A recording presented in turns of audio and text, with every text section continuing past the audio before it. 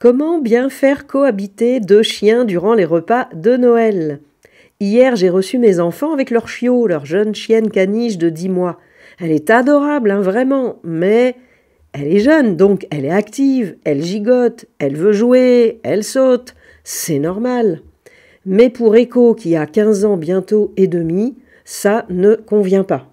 On fait attention là parce qu'on a un jeune chien, donc on a un chiot, et on a un chien senior qui vont passer la journée ensemble.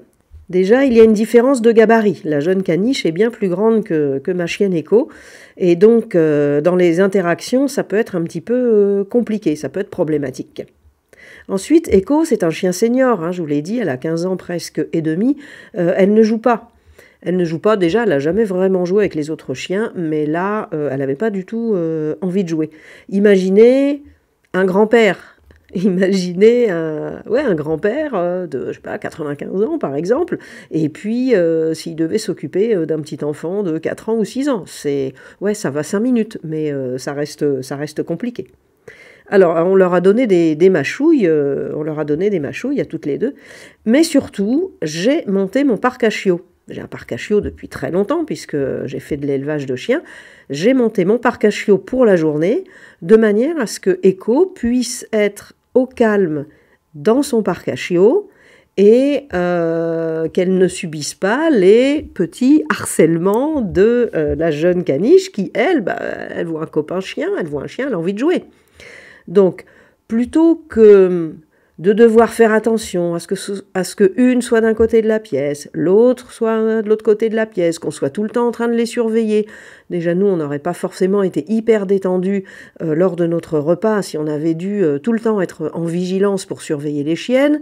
Du coup, là, on était hyper détendus. Et Echo était aussi très détendue, puisqu'elle était dans son parc à chiots.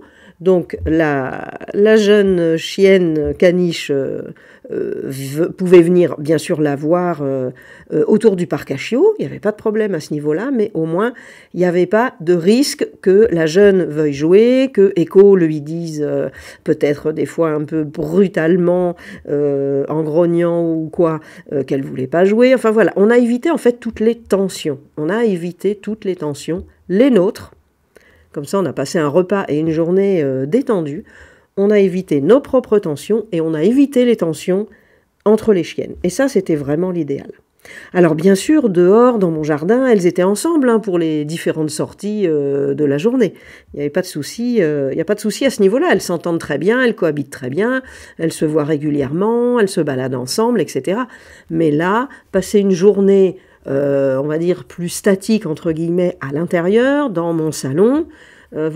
J'ai souhaité, pour éviter toute tension, que ça se passe comme ça et ça s'est très bien passé. Et vous, comment avez-vous géré vos chiens durant les repas de Noël? Vous pouvez m'en parler en commentaire. Partagez vos astuces. Merci et à bientôt.